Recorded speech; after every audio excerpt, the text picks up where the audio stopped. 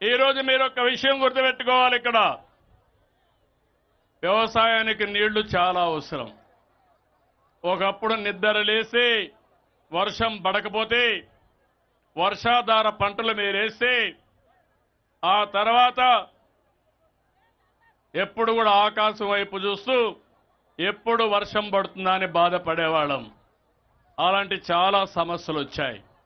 నేను అందుకే ఈరోజు ఆలోచిస్తున్నాను, రాష్ట్రంలో అన్ని నదుల అనుసంధానం చేయాలి. పోలవరం మనకు ఒక అవకాశం.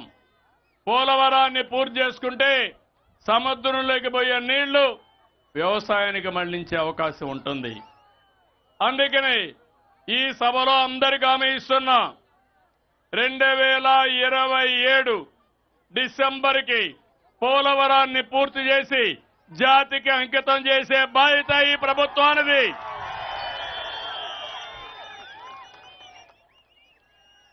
సుమారు 7-8 సంవత్సరాల కంటే ముందు నేను ఆ రోజు పట్టిసీమ లిఫ్ట్ ఇరిగేషన్ తీసుకొచ్చాను. ఉండే కాలువ పూర్తి చేసి రైట్ మెయిన్ కెనాల్ పూర్తి చేసి ఆ నీళ్లు తీసుకొచ్చి కృష్ణా నదిలో వేసి కృష్ణా డెల్టాకు వాడి నాగార్జున సాగర్లో ఉండే నీళ్లు ఇక్కడ రైతాంగానికి ఇచ్చాను. శ్రీశైలంలో ఉండే నీళ్లు రాయలసీమ రైతులకు నీళ్లు ఇచ్చాను. ఈసారి నేను ముందే పంట వేయమన్నాను, మీరే సిద్ధంగా లేరు. భవిష్యత్తులో పంట ముందేసుకోవాలి, నీళ్లన్నీ మిగలబెట్టాలి. రాబోయే సంవత్సరం నుంచి నీటి ఎద్దడి లేకుండా చేసే బాధ్యత నాదని మీ అందరికీ హామీ ఇస్తున్నా. ఇంకో పక్క ఈరోజు మీరు ఒక విషయం గుర్తుపెట్టుకోవాలి. నేను ముందే చెప్పాను, ప్రపంచమంతా పరిస్థితులు మారుతూ ఉంటాయి, రాజకీయ పరిస్థితులు మారుతాయి. ఈరోజు అమెరికా ఉన్న పళంగా 25% డ్యూటీలు పెంచేశారు.